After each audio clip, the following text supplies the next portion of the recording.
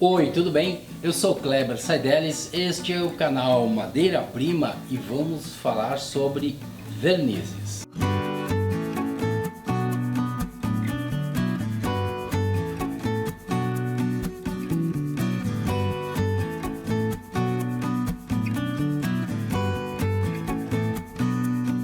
O verniz sempre foi associado a brilho, tanto é que existem aquelas expressões populares que a gente diz, fulano tem um verniz intelectual, ou seja, o cara tem um brilho intelectual. No entanto, o verniz ele foi protagonista dos móveis de madeira até aí mais ou menos década de 1970. Por quê? Essa é uma tese que a gente vem discutindo há muito tempo com outros marceneiros, porque até a década de 1970 o que nós tínhamos dentro das nossas casas era uma coisa chamada mobília. Ou seja, nós tínhamos conjuntos de mobiliários. Nos quartos, por exemplo, nós tínhamos criado mudo, tinha a penteadeira, tinha o roupeiro ou o guarda-roupa, tinha a cama. Todos esses móveis eles eram produzidos em madeira maciça e envernizados. A partir dos anos 80, por algumas razões que ainda a gente não sabe muito, o verniz começou a perder a sua popularidade. Eu atribuo isso pessoalmente em função daqueles momentos em que as pessoas, os casais, o homem e a mulher começaram a sair de casa com mais frequência. Hoje, por exemplo, na vida que a gente leva no pleno século XXI, quantas horas a gente fica dentro da nossa casa? 3, 4? Não vamos contar a hora que a gente está dormindo, o tempo que a gente está dormindo, mas nós ficamos muito pouco dentro da nossa casa. E o verniz, o móvel envernizado, o móvel de madeira, ele exige atenção, por duas razões. A primeira, porque o móvel brilhante, ele apresenta, ele escancara os seus defeitos. Em restauração, por exemplo, se a gente for usar verniz, a base do nosso móvel tem que estar muito perfeita, porque senão todos os problemas, pequenos problemas que aparecem no tampo, numa gaveta, numa portinha, o verniz brilhante, especialmente, ele vai escancarar esse problema. Então, por isso que o selador e outros encerados acabaram ganhando espaço e o verniz acabou perdendo seu espaço. O verniz ele tem basicamente duas versões. Claro que tem muitas outras, mas para nós aqui interessam duas basicamente. Que é o chamado verniz copal e o chamado verniz marítimo. O verniz copal, grosso modo, ele é o verniz do mobiliário, ou seja, ele é o verniz para ser usado em móveis que vai ficar dentro de casa. E o verniz marítimo é aquele verniz que tem muitas versões, inclusive com filtro solar, que é para ser usado na versão externa, móvel de madeira, casas de madeira, madeiramento, portas, janelas, etc. Essa divisão ela é um pouco bruta, né, porque existem outros tipos de vernizes. Mas para nosso propósito aqui, o propósito desse nosso programa, é fundamental que a gente entenda essa diferença. O verniz copal para uma coisa e o verniz marítimo para outra. Nada impede que tu use o verniz marítimo no móvel, só que ele é um pouco mais caro. Normalmente os vernizes vêm em três apresentações. O verniz fosco, o verniz semibrilho ou acetinado e o verniz brilhante ou alto brilho. O verniz, ao contrário, por exemplo, do impregnante, ele é um produto de polo fechado. Ou seja, ele forma uma película.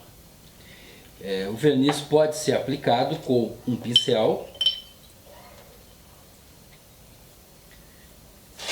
e normalmente todas as aplicações de pincel aparecem um pouquinho ali, certo? Mas ele pode ser aplicado a pincel, o que facilita muito o nosso trabalho. Ele também pode ser aplicado com uma boneca, que eu pessoalmente gosto muito mais da aplicação da boneca. Eu acho mais manual, no sentido assim, e a gente tem mais controle com a aplicação de boneca. Pois bem, então, o verniz cria uma película. E essa película, ela não é resistente.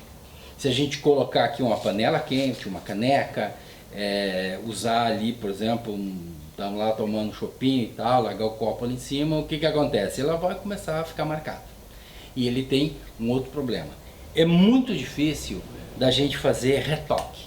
Então se a gente tem um tampo que largou uma panela ali, mesmo que momentânea, manchou, ficou aquela mancha redonda ali queimado, bom, a gente vai ter que fazer o trabalho em todo o tampo. Então, consequentemente, o verniz começou a perder espaço dentro do mobiliário. As pessoas começaram a optar muito mais pelo selador como acabamento, como a goma laca, que são produtos que a gente pode fazer um trabalho de retoque mais fácil. Ou, por exemplo, o Danish Oil, o óleo dinamarquês, que também a gente já fez um programa sobre ele. Mas existe um verniz, existem vários tipos de verniz fora esses que eu falei. Porque a tecnologia da tinta, ela evolui dia a dia. Hoje nós temos 3 grandes braços aí da marcenaria, eu já tenho repetido isso, mas é importante a gente entender. Nós temos o braço thinner, que tem uma variedade enorme de produtos, como vernizes, seladores e etc. Nós temos agora os produtos base água e nós temos os produtos base álcool, que não é o nosso caso aqui. O que acontece com o verniz, especificamente, é que existem outros vernizes, que eu chamo de vernizes tecnológicos, que são os vernizes poliuretano, vernizes PU. Por que nós estamos falando desse verniz?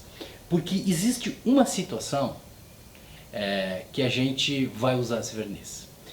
Aqui nós temos um exemplo de um verniz poliuretano, base água, que é herdeiro de um produto que existia aqui no Rio Grande do Sul, uma fábrica muito comum, que chamava-se Sinteco.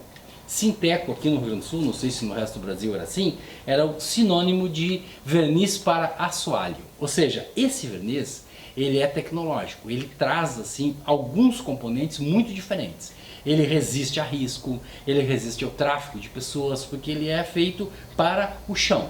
Sim, mas se a gente for fazer uma assoalho, a gente vai usar isso. Mas no caso do mobiliário e no caso específico da restauração, existe uma situação muito comum, que algumas pessoas não gostam, mas que a gente normalmente recebe essas demandas como restaurador. A gente quer fazer uma adaptação do móvel, uma releitura do móvel. A gente tem uma penteadeira antiga, que era da minha avó, que era da minha bisavó, seja lá como for, tem lá uma árvore em cima, ou tem um tampo de madeira, e as pessoas querem pegar aquele móvel e colocar num banheiro, querem colocar num lavabo, ou querem fazer um tampo de madeira para sua cozinha.